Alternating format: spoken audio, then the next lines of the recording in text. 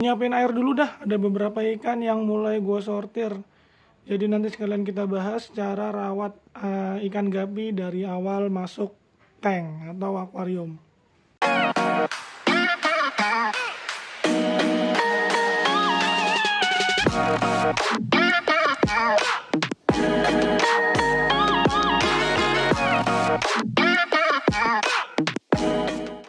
Ini ada beberapa wadah yang lagi gua kuras total. Ada berapa nih? 1, 2, 3, 4. Ini masih ada ikannya juga sih. Ada Tuxedo Koi dengan Platinum Red Mosaic. Terus di sini ada Purple Dragon, tadi masih ada beberapa. Ini udah kosong. Rencananya mau gua sortirin lagi, mau gua isi ikan yang dari tempat-tempat pembesaran. Terus juga tadi gue habis dari kolam ngambil ini PRTDE. Oke. Mantep banget ya. Platinumnya belum full ini. Ini sebentar lagi bakalan full. Ini masih muda tapi lihat deh platinumnya tuh udah ada yang full. Nanti makin tua dia makin pekat lagi platinumnya. Nah ini hari ini gue mau sharing cara apa ya? Istilahnya ngawalin lah. Mengawali pelihara ikan gapi itu gimana, terus rawatannya butuh apa aja ya kan. Kita mulai dari nol, oke? Ini mana lagi yang mau gue kuras ya? Bentar ya, gue pindahin dulu wadah. Selangnya. Ini pakai selang doang. Gara-gara gue sambil video tadi ada yang kesedot satu. Nah buangnya tadi ke sini nih. Mana tadi ya yang kesedotnya? Platinum Red Mosaic, nah itu dia tuh. Kita serok. Nah, masuk. Susah kali. Masuk. Dia kabur lagi, cuy. Makin sempit aja tempatnya dia. Waduh. Ya udah hilang deh. Mana dia? Itu dia.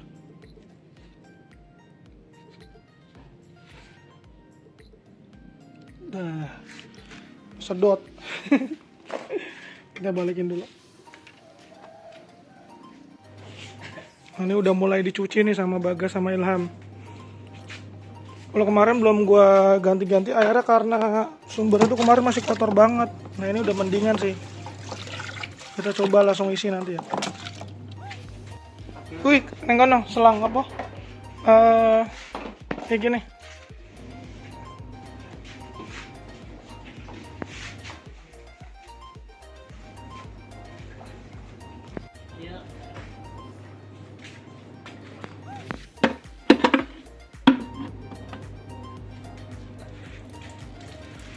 Dari kemarin kan airnya tuh butek kayak gini kan. Nih, butek. Tuh sebelahnya juga. Kemarin sebenarnya udah jernih. Terus kotorannya itu kan udah ngendep di dasar doang kayak gini. Cuman kemarin udah gue isi ikan nih. Ini juga kan kemarin. Tuh, butek lagi. Nah mudah-mudahan ini yang hari ini jernih. Jadi nanti bisa langsung gue isi ikan. Kelihatannya sih nggak parah-parah banget. Masih agak butek loh, cuman nggak parah kayak kemarin. PRTDE, ini mau gue isi PRTDE juga nih yang tadi yang itu. Terus sama di sini nanti PRTDE juga. Yang ini mau gue kuras total nih. Udah mulai coklat. Tinggal betina-betina PRTDE. Ini lihat nih jantan betinanya nih. Masih remaja ini, masih size remaja. Nah ini udah mulai kelihatan butak nih. Cuman nggak separah yang kemarin sih, ini mendingan. Lama dia nungguin jernihnya. Cuman nggak apa-apa, nanti langsung gue masukin ikan deh. Biasanya kan emang gue kalau untuk air ikan itu kagak pernah lagi. Belakangan ini lagi kagak endapan ya. Cuman karena lagi butek kayak gini, kemarin tuh gue endapin. Nah cuman gue endapin hasilnya sama aja kan, kotor juga kayak gini. Jadi ya udah deh, kayaknya ini habis ngisi nanti tunggu 10 menit apa 15 menit langsung gue isi ikan deh. Kayaknya mah aman-aman aja. Langsung aja dah, gue mau masukin dulu. Ini dulu dah. Waduh, ini centong. Ini gara-gara kita udah mulai panen ikan cupang kan, jadinya kalau packing butuh centong. Ini langsung gue isi aja ya. Ini ibaratnya kita baru pertama beli ikan gitu kan. Kita contohin kayak beli ikan pertama kali, terus apa lagi yang gue lakuin gitu kan.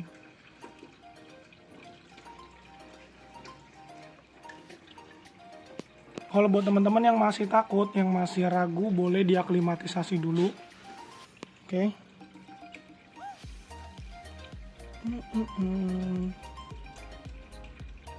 Bodinya tebal-tebal banget cuy, asik.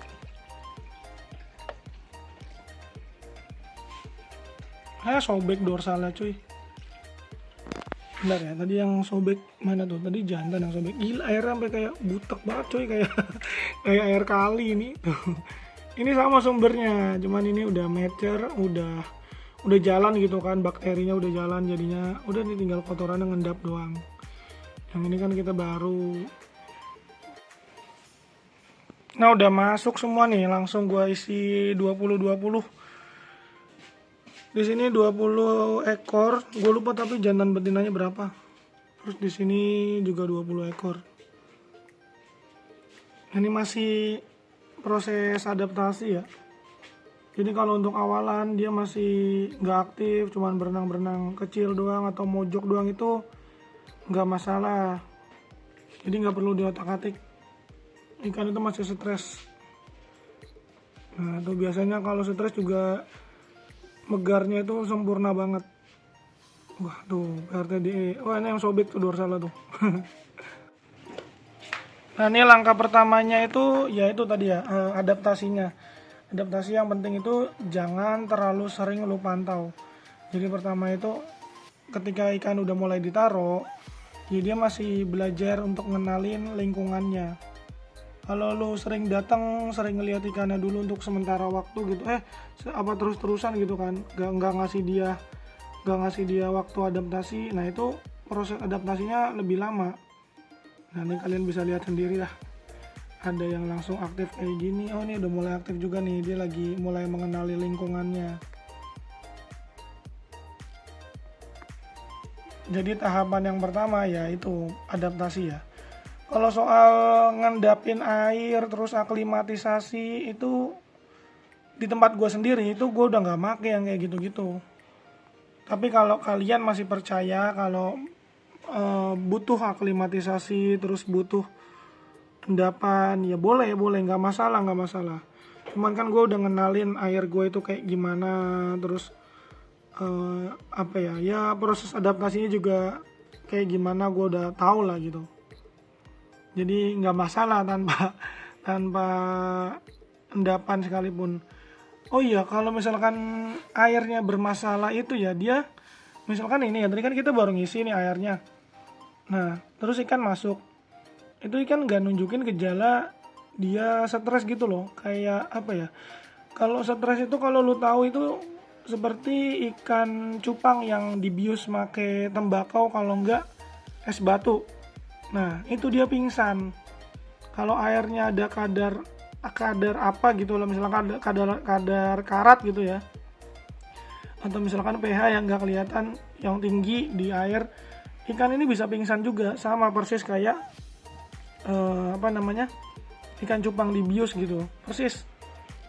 Kalau air lo nggak bagus.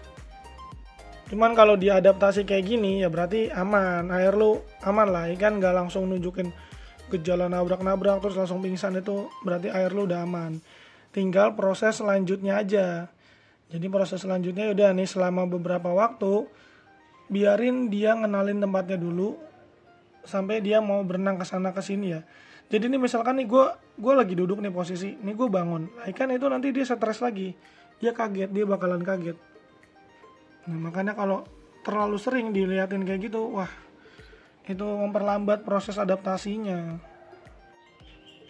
Oh iya, sebelumnya gue mau ngasih tahu dulu ya, kenapa ini gue isi sampai 20 ekor ya. Kalau di sini itu kan sebenarnya fungsinya itu untuk ikan-ikan yang biasanya siap jual. Jadi gue isi 20 ekor itu, ya udah nanti kan orang gampang nyortirnya di sini kan. Kalau untuk pembesaran sendiri, kalau misalkan kayak tadi ukuran yang segini, ini di tank yang kayak gini untuk lanjut ke umur 4 bulan itu bagusnya palingan 10 ekor kayak gini nih. Nih. Kan nanti dia telinganya makin lebar kan tuh. Telinga makin lebar, terus ekor juga makin lebar, tuh betinanya apalagi tuh kan, wah ekornya lebar-lebar banget kan. Kalau masih diisi sebanyak 20 kayak gini, nanti tuh pertumbuhannya lebih lambat. Oke, itu salah satu tips juga. Nah, yang selanjutnya pakan ya. Jadi kadang banyak banget tuh yang masih kaget gitu kan ketika dia beli ikan gua, terus ikan kelihatan sehat kayak gini, aktif, tapi pas dikasih makan itu nggak mau nyamperin langsung kayak gini nih contohnya ya. Misalkan kan kita ngasih pelet, yur gitu kan. Nah, dia yang ini kan langsung makan.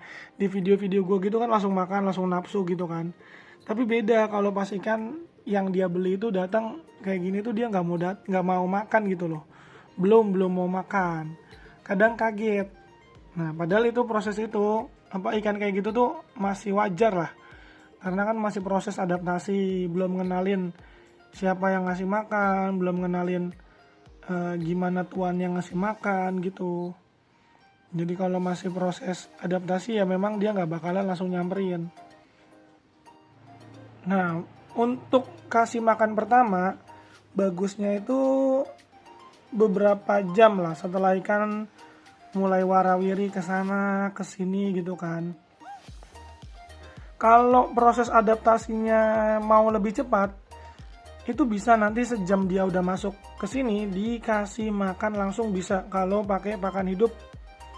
Kayak misalkan nih ya, ini masih ada sisa tadi kutu air nih, si Ilham tadi nyari kutu air boleh, terus boleh juga pakai itu uget-uget kan, jentik nyamuk boleh.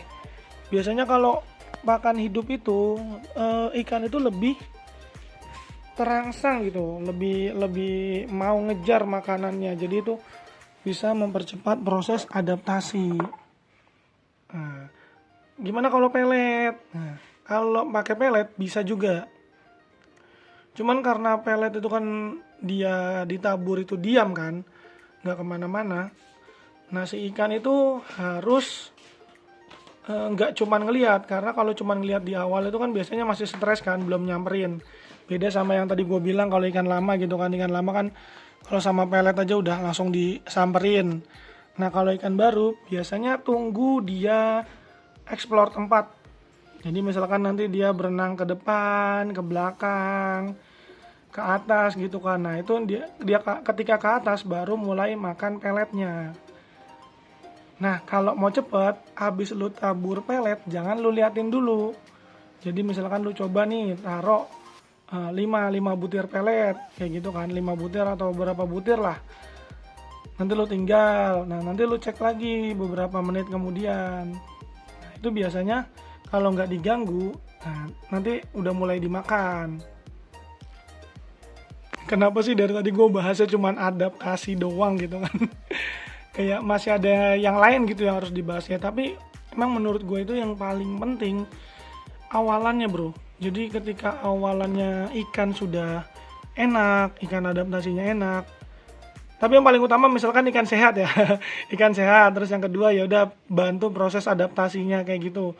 Jadi ketika adaptasinya udah bener, terus baik ya ikan bakalan bisa lah berkembang, gampang kok. Nah, yang penting adaptasinya itu dibantu dulu. Jadi awal-awal biarin lah, jangan terlalu sering lu pantau, jangan terlalu sering lu lihat gitu kan. Tuh, biarin dia berenang ke sana ke sini, ngenalin tempat barunya.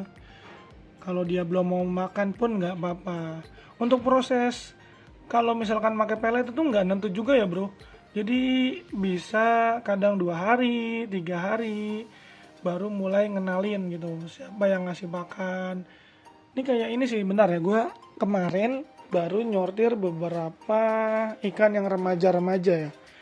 Nah nih bisa lo lihat deh, ini ada panda nih, kan kalian bisa lihat nih dia masih apa ya, tegang gitu loh. Ini padahal kemarin sore kalau nggak salah gue sortir itu. Tuh dia masih tegang, masih kaget, masih kagok sama gua. Padahal cuma dipindah dari situ doang tuh.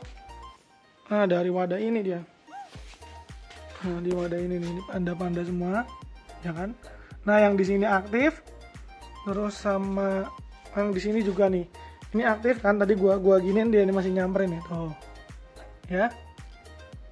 Beda sama yang tadi di situ kan. Kita datang aja karena masih diam doang. Tuh. Nah, ini wajar karena masih proses adaptasi lagi. Ini juga ada panda nih. Nah, tuh lu lihat ya, mereka diam doang kan. Diam aja. Ini kan tadi panda. Ini juga gue banyak nyortir HB wet.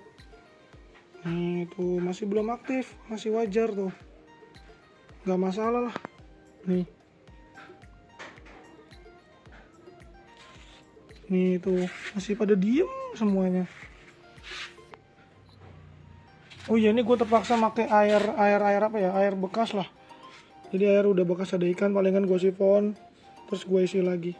Karena memang lebih jernih yang kayak gini daripada tadi gue ngisi baru kan. Yang ngisi baru tuh sama aja, air lebih butek. Kalau air yang lama kan contohnya ini ya, nanti ini gue sifon doang, terus gue tambah air. Udah, soalnya kan yang di bawah itu udah ada bakteri baiknya kan. Tinggal proses ngurainya doang.